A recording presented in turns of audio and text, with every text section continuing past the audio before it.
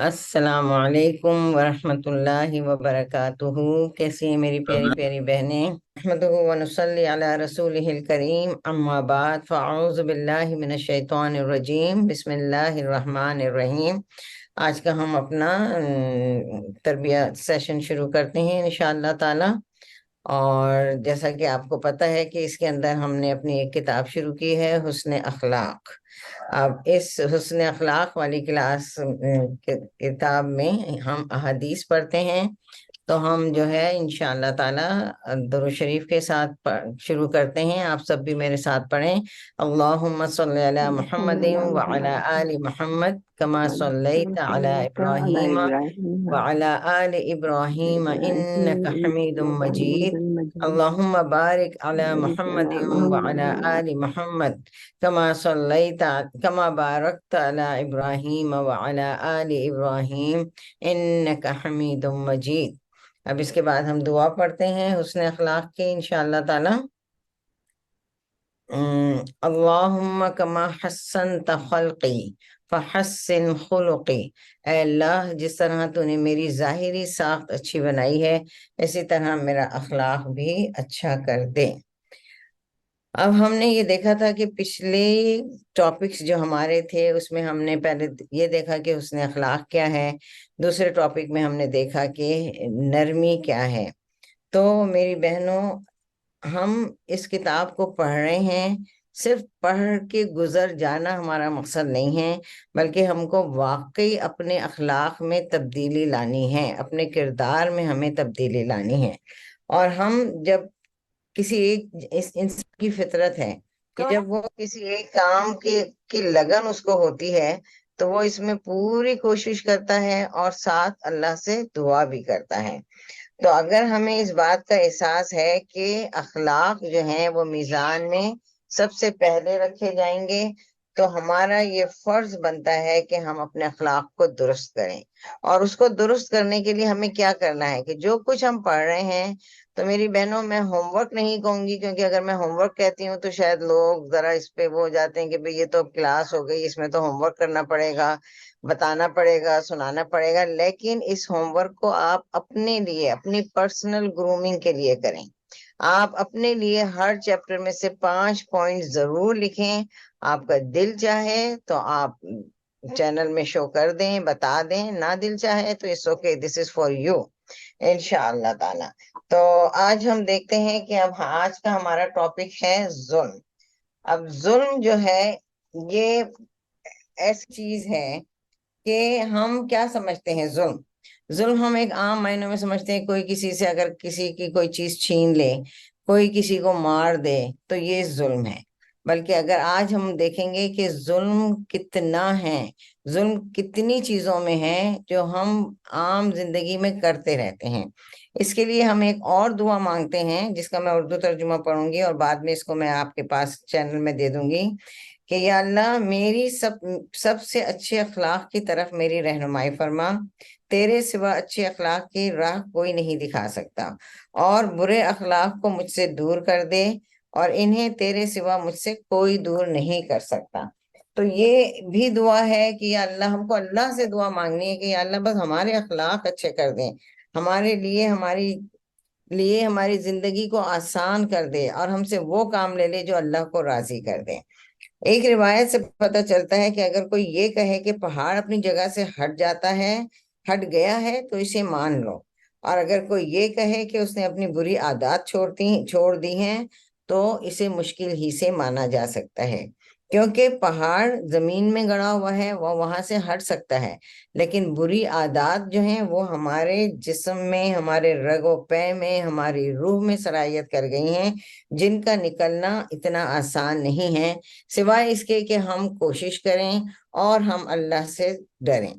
اب لفظ ظلم آپ سامنے دیکھ رہے ہیں، ظلم ذو لام میم اس کا روٹ ورڈ ہے، اس کے عربی میں معنی ہے کسی چیز کو اس کی جگہ سے ہٹا کر دوسری جگہ رکھنا۔ ظلم کسی بات کی، کسی چیز کو، بات کا بھی ہوتا ہے کہ بے موقع کرنا یا رکھنا۔ ہر چیز کا ایک موقع ہے، ایک وقت ہے، ایک تقاضا ہے، اس کو اس سے ہٹا کر دوسری جگہ رکھنا ظلم کہلاتا ہے۔ ظلم الحق، حق میں ظلم کرنا، یعنی اس کے معنی ہیں کسی کے حق کو گھٹانا اور کسی کے حق کو کم کر دینا۔ ظلم البعیر، بعیر کے معنی ہیں اونٹ، یعنی اونٹ کو بغیر کسی بیماری کے، بغیر کسی وجہ کے اس کو ذبح کر دینا، یعنی ہر وہ کام جس کو وقت سے پہلے کیا جائے وہ ظلم ہے۔ ظلمہ اردو میں اگر ہم زبر سے پڑھیں تو اس کے معنی ہیں رات کی تاریکی یا اندھیرا، اور اس کو ہم اردو میں بھی استعمال کرتے ہیں۔ ظلم اگر کہیں ہوتا دیکھتے ہیں تو ہم کہتے ہیں کہ بھئی کیا ہے اندھیر نگری چوپٹ راج، کہ اس پہ تو ظلم ہو ہی رہا ہے اور کوئی پوچھنے والا نہیں ہے۔ ظلم کسی کے ساتھ، مطلب وہی والی بات کہ کسی کے ساتھ مار پیٹ، مال چھیننا ہی نہیں ہے، بلکہ اس کے بہت وسیع معنی ہیں۔ ظلم خالق کے ساتھ بھی ہوتا ہے اور مخلوق کے ساتھ بھی۔ خالق کے ساتھ ظلم کا کیا مطلب ہے کہ خالق کو نہ پہچاننا، خالق کی قدر نہ کرنا، خالق کو نہ ماننا، جس کو ہم عام الفاظ میں شرک یا کفر کہتے ہیں۔ اسی طرح مخلوق کے ساتھ بھی ظلم کی کئی قسمیں ہیں، یعنی انسانوں کے ساتھ زیادتی کرنا، ان کا حق نہ دینا، ان کے معاملات میں کمی کرنا ظلم ہے۔ ظلم انسان کے ساتھ بھی ہوتا ہے، حیوانوں کے ساتھ بھی ہوتا ہے، اور دیگر مخلوقات کے ساتھ بھی ہو سکتا ہے۔ آئیے اب ہم دیکھتے ہیں کہ قرآنی آیات اور احادیث سے ہمیں ظلم کے بارے میں کیا بات پتہ چلتی ہے۔ تو سب سے پہلے ہم دیکھتے ہیں کہ قرآنی آیات ہمارے سامنے ہیں۔ پہلی آیت ہے سورہ آل عمران 86۔ اللہ تعالیٰ کا ارشاد ہے، اللہ ظالموں کو پسند نہیں کرتا، اللہ ظالموں کو ہدایت نہیں دیا کرتا۔ پھر ہے اللہ تعالیٰ کا ارشاد ہے سورہ ہود، سنو خدا کی لعنت ہے ظالموں پر۔ پھر ہے آل عمران آیت 57، اللہ تعالیٰ کا ارشاد ہے، اللہ تعالیٰ ظالموں سے محبت نہیں کرتا، یعنی اللہ تعالیٰ ظالموں کو پسند نہیں کرتا۔ پھر ہے سورہ شورى آیت 45، اللہ تعالیٰ کا ارشاد ہے، خبردار رہو ظالم لوگ مستقل عذاب میں رہیں گے۔ اللہ اکبر، یعنی ان کا انجام اچھا نہ ہوگا، جب یہ وہاں پہنچیں گے تو ان کا عذاب جاری ہی رہے گا، ختم ہو کے نہ دے گا۔ پھر ہے آیت المومن کی آیت 18، اللہ تعالیٰ کا ارشاد ہے، ظالموں کا نہ کوئی مشفق دوست ہوگا، نہ کوئی سفارش کرنے والا ہوگا، یعنی قیامت کے دن ان کا کوئی ساتھی نہ ہوگا کہ جو ان کو اس عذاب سے نکال سکے۔ پھر ہم دیکھتے ہیں نیکسٹ پیج، اس میں ہم ایک حدیث دیکھتے ہیں۔ حدیث ہے حدیث نمبر 14۔ یہ حدیث ہے سیدنا ابو ذر رضی اللہ عنہ روایت کرتے ہیں کہ رسول اللہ صلی اللہ علیہ وسلم نے اپنے رب سے یہ نقل کیا کہ میں نے اپنے نفس پر ظلم کو حرام کیا ہے اور اپنے بندوں کے مابین بھی اسے حرام قرار دیا ہے، تو تم آپس میں ظلم نہ کرو۔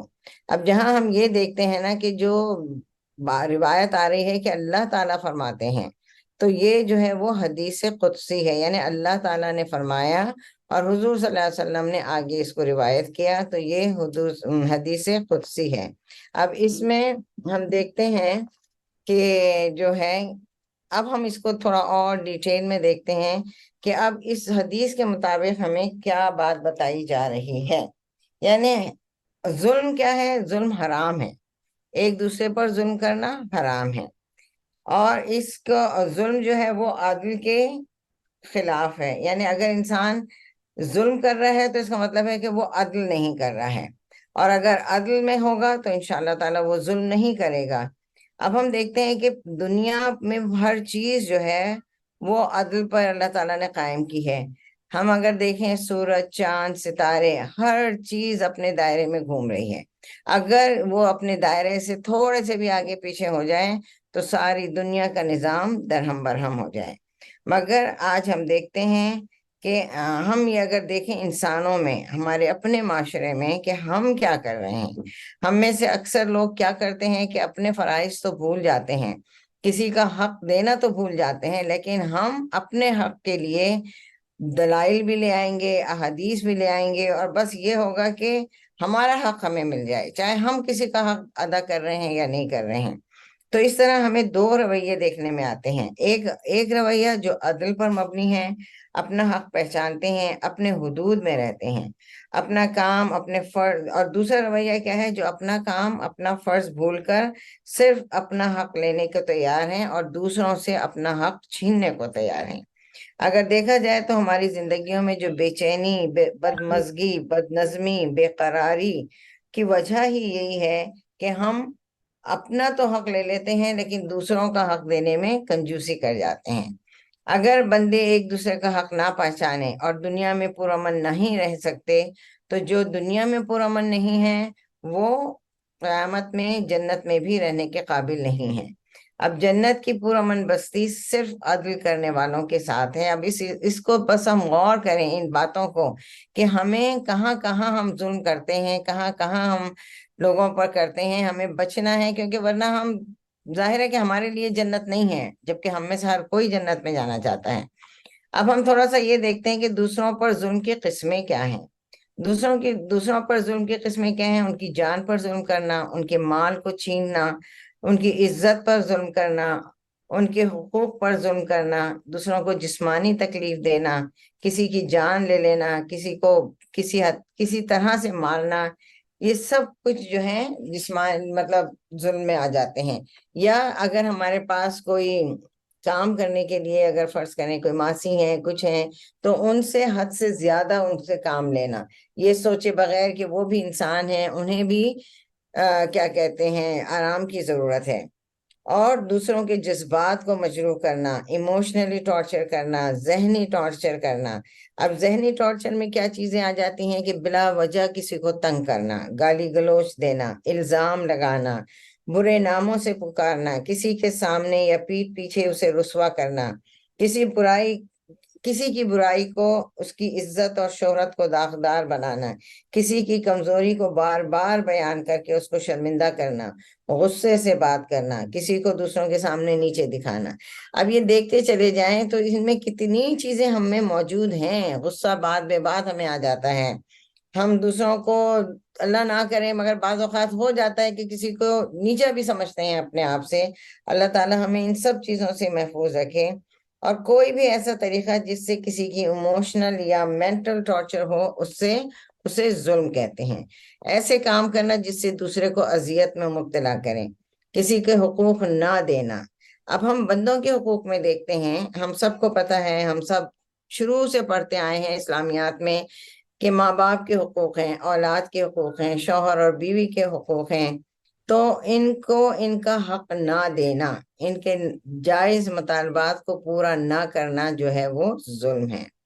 جیسے اس کی بہت سی مثالیں ہمارے پاس موجود ہیں۔ اگر ہم دیکھیں تو ایک گھر میں فرض کریں ساس اور بہو رہتی ہیں، تو حضور صلی اللہ علیہ وسلم کی حدیث موجود ہے کہ ماں کا حق سب سے زیادہ ہے، اور یہ بھی حدیث موجود ہے کہ اپنے گھر والوں کے ساتھ اچھے رہو، اور وہ شخص سب سے بہترین ہے جو اپنے گھر والوں کے ساتھ اچھا ہے۔ اگر بیوی صرف یہی ایک بات کہتی رہے اپنے شوہر سے کہ بھئی تم کو میرے ساتھ اچھا رہنا ہے، اگر تم چاہتے ہو کہ تم اللہ کے آگے اچھے رہو، ماں یہ کہتی ہے کہ بھئی نہیں، تم کو میرے ساتھ اچھا رہنا ہے کیونکہ ماں کا حق سب سے زیادہ ہے، تو وہ بیچارہ مرد کہاں جائے؟ تو اب یہ ہے کہ اس مرد کو عدل سے کام لینا ہے، نہ تو بیوی کی ہی بالکل ہو جائے کہ بھئی آپ ماں کو ایک طرف چھوڑ دیں، اور نہ یہ کہ ماں کی طرف ہی ہو جائے کہ بیوی کا خیال نہ رکھیں۔ تو اس میں یہ ہے کہ آپ کو عدل سے کام لینا ہے، چاہے کوئی بھی رشتہ ہو۔ اسی طرح دو بیویاں ہیں تو بھی عدل کرنا ہے، اگر آپ ایک کو زیادہ وہ کریں گے دوسری کو چھوڑ دیں گے تو اس پر ظلم ہوگا جس کا آپ کو جواب دینا ہوگا۔ اب ہم اپنے معاشرے میں یہ چیزیں بھی بہت سے دیکھتے ہیں کہ بعض اوقات تو لوگ جو ہیں، مرد حضرات جو کماتے ہیں وہ یہ سمجھتے ہیں کہ ٹھیک ہے میرے بہن بھائی ضرورت مند ہیں اور انہی پہ خرچ کر رہے ہیں، یہ سوچے بغیر کہ اولاد کا حق ان پر اور اس سے زیادہ ہے۔ کیونکہ بعض ہیں، دیکھنے میں آتی ہیں یہ چیزیں کہ اولاد کو چھوڑ کے وہ بہن بھائیوں پہ خرچ کر رہے ہیں، جبکہ صرف بہن بھائیوں کے لیے قرآن میں کوئی ایسی چیز نہیں آئی۔ ذوی القربہ بہن بھائی ذوی القربہ میں رشتہ داروں میں شامل ہیں اور ضرور کریں، لیکن آپ پہلے اپنے بہن اولاد کی ضروریات، جو جائز ضروریات ہیں، ان کو پورا کریں، پھر آپ ان کی طرف دیکھیں، ان میں سے جو حقدار ہے آپ ان کو ان کا حق دیں۔ اس کے برعکس بعض فیملیز ایسی ہوتی ہیں جو صرف بچوں کی جائز ناجائز ضروریات کو پورا کر رہے ہیں، گھر میں جو چیز ضرورت کی ہے، نئی ضرورت کی ہے، ڈیکوریشن پہ لگا رہے ہیں، لیکن ان کے سامنے ان کے بھائی، ان کے بھانجے بھانجیاں، بھتیجے بھتیجیاں بھوکے مر رہے ہیں، وہ ان کا خیال نہیں کرتے، تو یہ بھی ظلم ہے۔ تو ہمیں یہ دیکھنا ہے کہ ہمیں عدل سے کام لینا ہے، ہر ایک کا حق جو ہے وہ اچھی طریقے سے ادا کرنا ہے، اور حق کی ادائیگی میں اللہ کا بھی حق ہے اور بندوں کا بھی حق ہے۔ اور یہ بھی نہیں ہے کہ ہم اللہ کے حق کے لیے ہم ساری رات کھڑے ہو کے تو عبادت کر رہے ہیں، دوسرے دن ہم جاب پہ جانے کے قابل نہیں ہیں۔ اب 1 2 3 4 دن، کتنے دن آپ نئی جاب پہ جائیں گے؟ آخر کار کیا ہوگا کہ آپ بے روزگار ہو جائیں گے، جس سے آپ کے بچوں کا اور بیوی کا حق مارا جائے گا۔ تو اللہ کا بھی حق دو اور بندوں کا بھی حق دو۔ تو اب لب لباب اس چیز سے میں کیا آ جاتا ہے کہ ہمیں یہ چاہیے کہ ہم یہ دیکھیں کہ کس کا حق ہمیں دینا ہے اور کتنا دینا ہے۔ ہمیں سب کے حقوق پورے کرنے ہیں، لیکن اعتدال کے ساتھ، اللہ کا حق بھی اور بندوں کا حق بھی، رشتہ داروں کا حق بھی، گھر والوں کا حق بھی، لیکن اس میں ہمیں عدل سے کام لینا ہے اور ظلم سے بچنا ہے۔ تو اس کے ساتھ ہی ہم یہ دعا بھی کرتے ہیں کہ یا اللہ، ہم سے اب تک جو کچھ نادانی میں کوتاہیاں ہو چکی ہیں، ہم سے ظلم ہو چکا ہے، اور خاص طور سے اولاد کے معاملے میں ہم یہ سمجھتے ہیں کہ اولاد تو ہماری جاگیر ہیں، ہم ان کو جس طرح چاہیں ڈانٹ لیں، ڈپٹ لیں، مار لیں، جو چاہیں کر لیں۔ تو یہ بھی ظلم ہے، بلا وجہ بچوں کو مارنا، بلا وجہ ان کو غصہ کرنا، بلا وجہ ان کی تربیت کے لیے ضرور آپ ان کو سمجھائیں، پیار و محبت سے سمجھائیں، لیکن بعض دیکھنے میں آیا ہے، اور ابھی میں عمرے پہ گئی تھی تو راستے میں بھی دیکھا ہے کہ بعض لوگ خواہ مخواہ اولاد بچوں کو مار رہے ہیں، چھوٹے چھوٹے بچے ہیں، تنگ کر رہے ہیں تو بری طرح مار رہے ہیں۔ اللہ میاں محفوظ رکھے، اللہ کی امانت ہے اولاد، ہماری یہاں اللہ کی امانت ہے۔ تو ہمیں ہر ایک کے ساتھ رحم کا معاملہ کرنا ہے اور عدل کا معاملہ کرنا ہے۔ تو اللہ تعالیٰ ہمیں جو کچھ ہم کر چکے ہیں اس پہ ہمیں معاف کرے، اور آگے ہمیں عدل سے کام لینے کی توفیق عطا فرمائے۔ اور ابھی یہ ختم نہیں ہوا ہے، اس کا جسٹ پارٹ 1 ہے۔ ہم انشاءاللہ نیکسٹ ویک مزید احادیث دیکھیں گے، جس میں انشاءاللہ تعالیٰ ہمیں مزید بہت کچھ سیکھنے کو ملے گا، اور جو ہم سیکھ رہے ہیں یا اللہ ہمیں اس پر عمل کرنے والا بنا۔ آمین ثم آمین۔ سبحانک اللہم و بحمدک، نشہد ان لا الہ الا انت، نستغفرک و نتوب الیک۔ السلام علیکم ورحمۃ اللہ وبرکاتہ۔